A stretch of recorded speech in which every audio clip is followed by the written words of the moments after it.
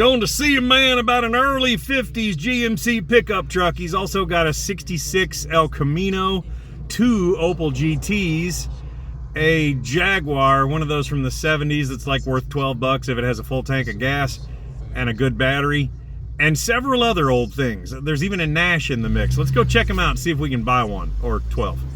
Frederick Auto Repair, 748 1888. This was in the ad, as well as this little GT here. The other GT there. Maybe the guy bought the property and these just have to go.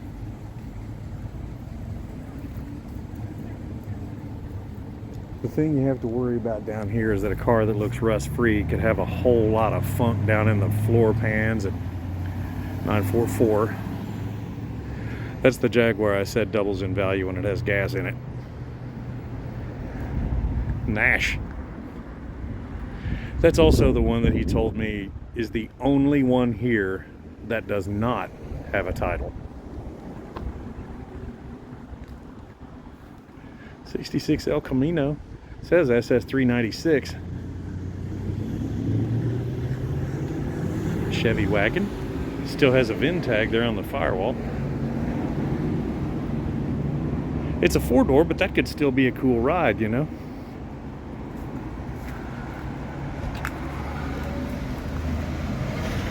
While that may have written, like right off, just really freak you out, the floor's not a big deal.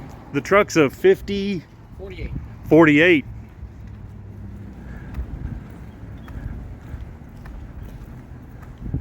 Is there a drivetrain in it? It looks a lot lower. I actually drove it. It's got no air in the tires.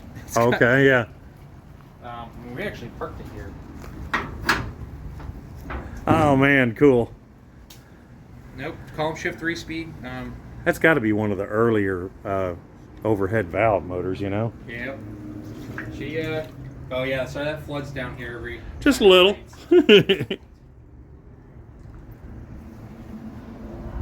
Oh, that's cool. Frame solid. Brakes and everything work. Is this the one that's the 455? Yep.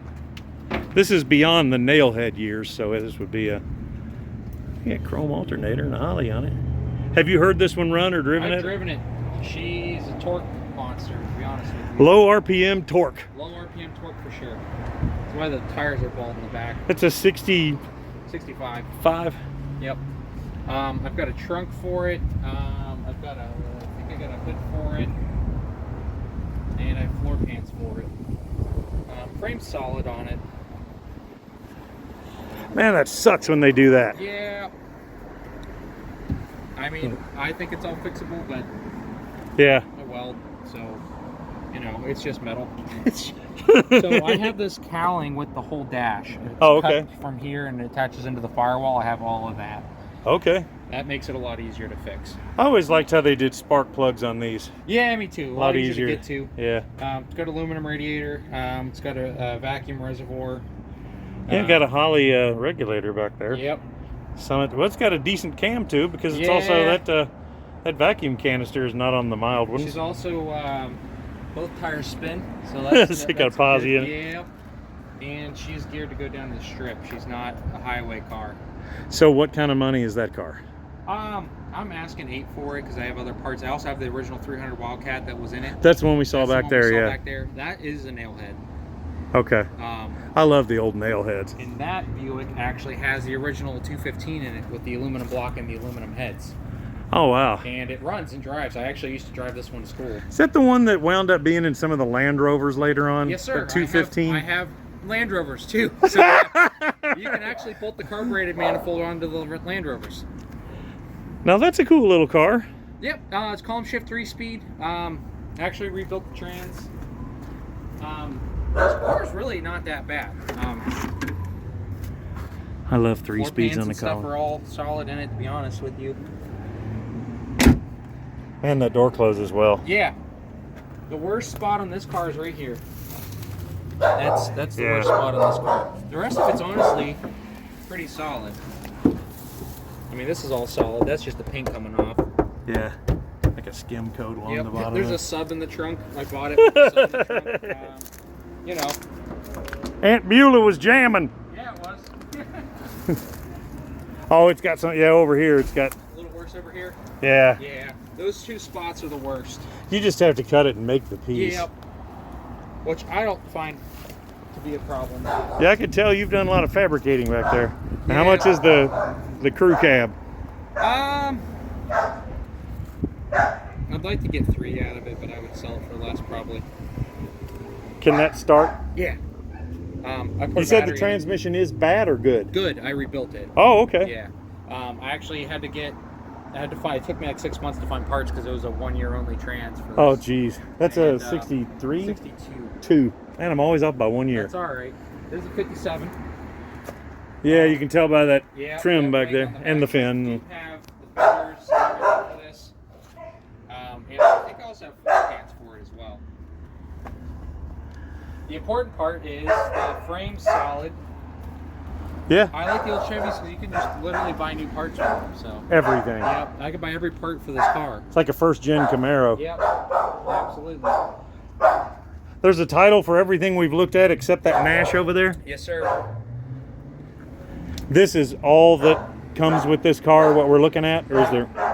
Comes with fenders and a hood. Oh, okay. And possibly floor pans. Okay. And how much is that? Up for Okay. The thing is about these is that they have titles. Every time I go looking for cars, they're like, don't have a title. I'm like, well, hell, I'm not. Is that a real SS? I don't think so because I don't think they made a real SS in 1966. Yeah. At least in this. Yeah, it's shifter on the column too. Yeah, it's so. auto. It's actually not in that bad a shape, to be honest with you. Yeah. Like, I mean, this can all be fixed. This isn't that bad. Yeah. I also have doors for this that were upstairs where we were up there. It's got full doors with all the trim and windows and everything on the inside as well. And these things are weird. They have like this weird spot down here. Yeah, it's really That's odd. to hold leaves. Yeah. For this one it is. Wow, that's wild. I've seen a guy put like subwoofers back there and make ports that go into the cab. Oh, wow. Yeah, it was real interesting. 66 is my favorite Chevelle of all time. This has got the same front end. Yeah. So, I mean, they're lookers. I like these What cars. engine's in that, or is there? There's a motor in it. I can actually... Small block. Yep, small block, middle block on there. The front suspension was all actually redone. And like I said, the frame and everything's really, really solid on this. Yeah. I know this thing turns over. It ran years ago, but, you know. Yeah. Give me a half a day and... Now that's wild. It's a single pot brake with power brakes. Yeah. That's wild. I agree. I think someone added that. I didn't do it. Yeah, it looks like I don't recall seeing it like that, but I... No. I would put a dual master cylinder in there for safety for sure. There's Absolutely. no way I'd put... Yeah. This is probably four-wheel drum anyway, so... Yeah. And actually, these wheels are actually worth a lot. I'm not even... They came off of a Pontiac. I was going to say it looks slightly familiar, but... Was it like around an 80 Grand Prix? Yeah, I think so. Yeah, those buddy. wheels are actually worth quite a bit. I remember looking them up and I was like, wow, I would not pay that much for those. Yeah. How much is this car? I'm asking around 8 for it, but Okay. I don't expect to get 8 for it. Yeah. I've actually seen them in worse condition sell for more. Yeah. Just because the 66s are more sought after. Yeah, like I said, that's my favorite year of Chevelle. And that's most people's favorite year, El Camino, too. Yeah. So, I mean, I was planning on building it for my cousin and giving it to him for a wedding present, but that didn't end up happening. It didn't. All right, now the Nash Ambassador, and this is the only one here that does not have a title. Yep, I do have fender and stuff for it. It's got an inline 8. Yeah. I'm not even going to try to open the hood. Oh, yeah. So, it's to me, stay where it's at. I actually drove a Packard that had an inline 8, the one they called the 180. Yeah. And believe it or not, it was a fantastic engine. It is a good engine. Very smooth. The interior in this thing's all there. These seats are cool because they fold down and turn into a bed. It's going to laugh at me. Yep, me too. There it is. There you go. Oh, look at that. Oh, that's freaking sweet right there. I never knew that had a gauge pod like that. That thing's, I thought it was going to be some kind of crazy tack or something. No. And so like these seats fold down and it makes a bed back here. And it was sold for like the executives that would work weekends and couldn't stay in hotels. You know, I think I remember reading that somewhere. Yep. He's got secondary gauges down there too. The Weather Eye. Did you see that? I'm not even sure what the heck that is. Boy, that thing's cushy. Yeah, she is. That one right there. Probably the wipers. The wipers? Oh wait, no, I don't know what Weather Eye is. I'll have to look it up. Lighter, fog light, right speaker, gas. Like, dude, this thing had crazy amounts of stuff on it. It's got the hydromatic transmission in it. Wow, one of the early hydraulics. Yep. That is sweet right there. These are so cool too. A little piece of Bakelite on the end of it. Oh yeah. Wow, it's like a little round, almost like a U-joint sort of. Yep. Wow. She's an interesting car. Very Needs cool. a ton of work though. Oh yeah. Nash Metropolitan. Now, what was I thinking? Metropolitan. Metropolitan is like you could make 5 of them out of this. If you crush this, you could have 5 Metropolitans. Yep. But yeah, this thing needs a lot of work. What year is this? 50. 50. 1950. Man, the lines. These things just. It's kind of like if you look at a 50 Mercury, it just looks like it was meant to be a street ride. Well, not a street ride or a hot rod. No, it's pretty cool. Damn. Look at the length of that back window, man. Yeah. All right, now we're on to the Pimp Jag. This is a 1974 Jaguar XJ12L. It's got a custom wide body kit on it. I've never seen another one. It was inspired by, there's a company called Lister that made race car Jaguars. Oh yeah. So it was inspired by them, but Lister never made a 4-door body kit. So they only made it for the 2 doors. And this has a 350 in it. That's the only thing to do to these. You got to put a Chevy motor in them. It's got a Chevy Trans in it, so the 350 bolts right up to it. Hell yeah. Does it have a popper somewhere for the doors? The guy had a button thing for the doors. I was going to actually delete it and put handles back in it because I'm not a big fan of all that. Does this run? Yeah, I had it running. It's a 350, of course it runs. If it was the V12, probably not. Oh yeah. I actually sold this one already. Oh, okay. Yep. Boy, that looks right out of that era, even the little wheels. Yep. That I looks actually right. have the covers on it with the Jaguar emblem on it and that's all real gold plate. Oh, it is, really? Yeah. I mean, I would have painted it black. I wouldn't have put gold on it, but yeah. Black and the original chromes. Does it have twin fuel tanks? Yep, these all have twin fuel tanks. This almost a transfer pump. You know that one Porsche that has the kind of integrated 959. one piece? Yep. Yep. That's what that reminds me of. Yes, sir. Same kind of era. Wow, 80s. That was in the 80s. What would the L have meant? Long. It's a longer wheelbase. Oh, really? Yep. You can see it now that you've said it. Yep. More luxury, more room in the interior, things like that. Well, like on Packard, when they have one that was like that, they made the front seat was still really small. Yeah. And the back was bigger, so because you always had a driver. Around, yeah. Yep. Wow. Yeah, the footroom back there is huge. Yep. Especially from the 70s. That's a cool piece. It's an interesting car. All right. Now, this is a standard 944, right? Yep. I put snow tires on this. I used to rally race it. Yeah. I bought it. I bought 2 Porsches for $1,000. This one was wrecked in the front. Yeah. And I just thrashed it. I didn't really. I love the door handles, but yeah, the interior. Interior shot, but. I had the fun. I had the precursor to this. I had a 924. Okay. That was like that kind of reddish brown metallic. Yep. This one for sale? Yeah, it is. Title and all that? Yep. Clear title. I actually have a whole front clip for this car.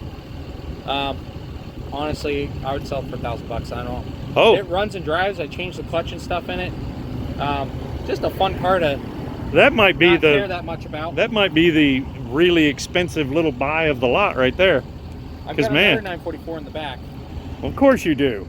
You have like 9 of everything. I've got 2 more 944s in the back. Now, I had one of these that was that fastback style, like the red one. Yeah. And it was the V6, and it was actually a great car. This is the Formula, and it's actually my buddy's car, and we have a supercharged 3800 for it. Oh, dude. And it's a stick shift car.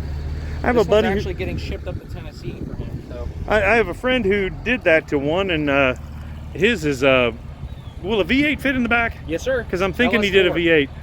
Because he did he either did the supercharged V6 and built the hell out of it, but it's pushing 11 seconds. Nice. These are fantastic cars. And this is an 88 Formula. This was the best year. It's Yeah. probably long. This was the best year for the Fiero because they actually made the suspension properly tighter, instead of putting like. So the original Fieros, they took a front-wheel drive cradle and put it to the back, and it just the geometry was all bad. The one that I had was that gold color, and it was the V6 with it was just an automatic, but I was kind of surprised. This is the V6 with the automatic in it. Yeah. See, dude, that when you consider the time and consider that Ferrari was making the 308 at the time. And honestly, this was a space frame. This is an excellent chassis. I love these cars. They're really good for road racing too. And also me having had some Stingrays over the years, the little GTs over there beside it are. Yeah, they were actually designed by the same person. Really? Yep. The headlights on these were weird to me because, yeah, and you pull on the handle in there, it's like a manual. They flip over. I'm actually selling both of these for $3,000. Okay. Drivetrains in them both? Yep, drivetrains in them both. This yellow one runs and drives. Whoa. Man, you get the whole car in a parts car for freaking... I never noticed that it had that right there. Yep, they were owned by GM. I remember that because it was through Buick. Yep. But I see how it's not on the red one? Yep. I just didn't realize that that was there. Yep. Yeah, I had it at one point in time. I could pick the whole back of this thing up. Oh, I bet. I had a big block tunnel ram 2.4 set up in my Corvette at the time, and I wanted to get one of these and put a small block with a single 4, call it Junior. So actually, I was going to put the Ecotech, the 4-cylinder GM great motor. engine, yeah. I was going to put an Ecotech in this. These are so cool. Yeah, there's a big handle down there that does the headlights. Yep. Exactly what that's for. And surprisingly, you can be tall and fit comfortably in this car. It was not made for small people. Hood pins. Yep, it's got hood pins on it. That's how it was when we bought it. It's amazing all the cues that it really does have of the Corvette. So the guy that designed the Corvette originally designed this before they designed the Corvette, and GM made them hold them releasing the Opel GT until after the Corvette came out. I could see that. Yep. There have always been these weird times. Like I remember the 82 Camaro and the 84 Corvette when they first came out, they looked a lot alike to the average person. And the Camaro came out first with the new body style. Yeah. And then a year later, they released the Corvette in March of '83. They released the 84. Yep. And when they did, everybody was like, it looks like the Camaro. Yeah, they won't do that ever Yeah, you don't want to do that. ever again. You don't want to do that. That's interesting. And the Benzo. 98 S500. She runs too. Actually needs a fuel pump, but it's external, easy to get to. I'll sell this thing for $1,000. Oh, that's one of those that goes in on its own. Yep.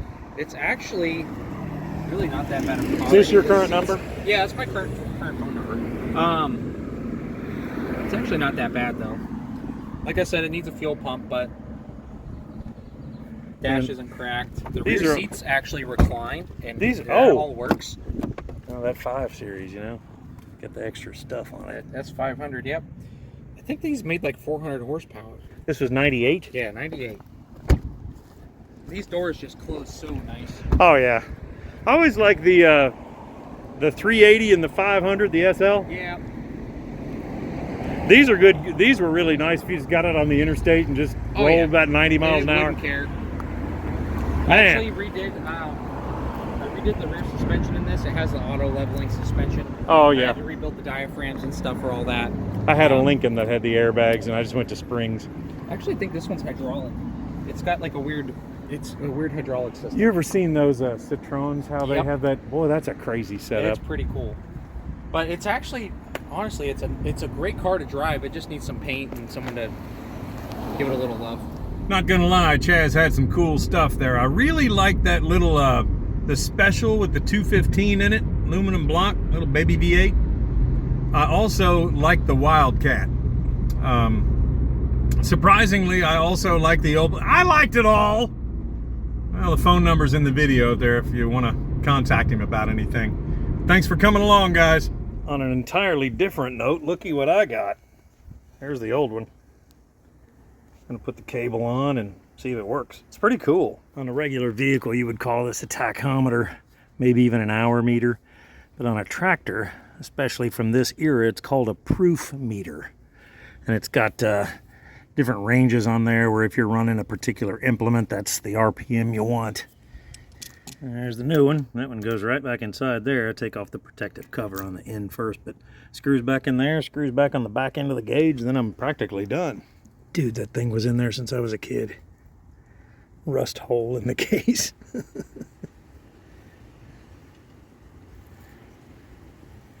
It has seen its better days. Let's put the new one in. Took me a moment to kind of figure out where I wanted to route this. And I guess when it's leaning up against the bowl of the carb here, it has a tendency to stay back a little from the exhaust, and I want to keep it back from heat as much as possible. Goes back behind the air filter, screws onto the back, and you're done. This is for a light, and I'm going to hook that up later, but for now we're going to fire up the tractor and see what happens. Okay, got that going. Also, since you saw this last time, I put a drawbar lock on here. What this does, since I have a trailer ball on here, as I raise and lower the drawbar, it keeps this stable. So if there's a trailer on it, it doesn't want to roll over and dump the trailer. This will just keep it in place.